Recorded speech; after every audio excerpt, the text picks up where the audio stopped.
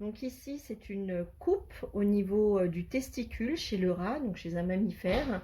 Là, vous distinguez l'épididyme sur le côté et la partie donc circulaire qui occupe la plupart de l'écran, c'est donc le testicule lui-même. Dans le testicule, on distingue des structures arrondies.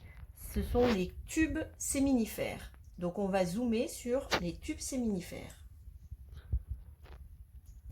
Donc voilà les tubes séminifères qui sont plus ou moins ronds.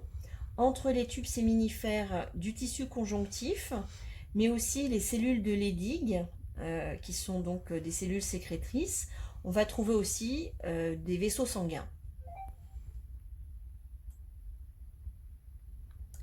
Quand on se rapproche au niveau des tubes séminifères, on distingue au milieu des flagelles des spermatozoïdes qui sont prêts à être éjectés dans le tube séminifère. Et au niveau de la paroi du tube, on va distinguer d'une part des cellules comme celle-ci, qui sont les cellules de Sertoli, avec un noyau qui est peu dense, par rapport à des cellules qui présentent un noyau plus dense, qui sont des cellules qui vont réaliser la méiose et donner donc ensuite les gamètes, c'est-à-dire les spermatozoïdes.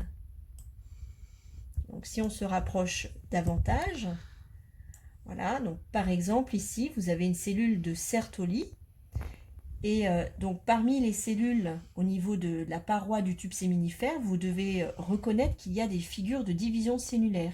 Ici on a une métaphase par exemple. Là on voit des chromosomes déjà bien compacts, donc sans doute une prophase de méiose.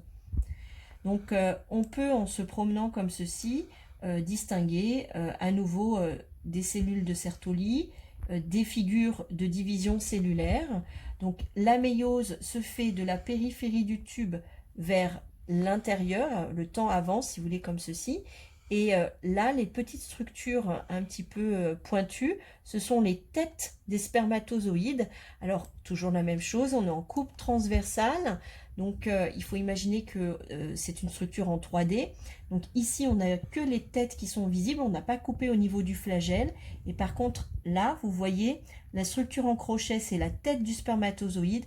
Et vous voyez le flagelle ensuite qui se projette dans la lumière du tube.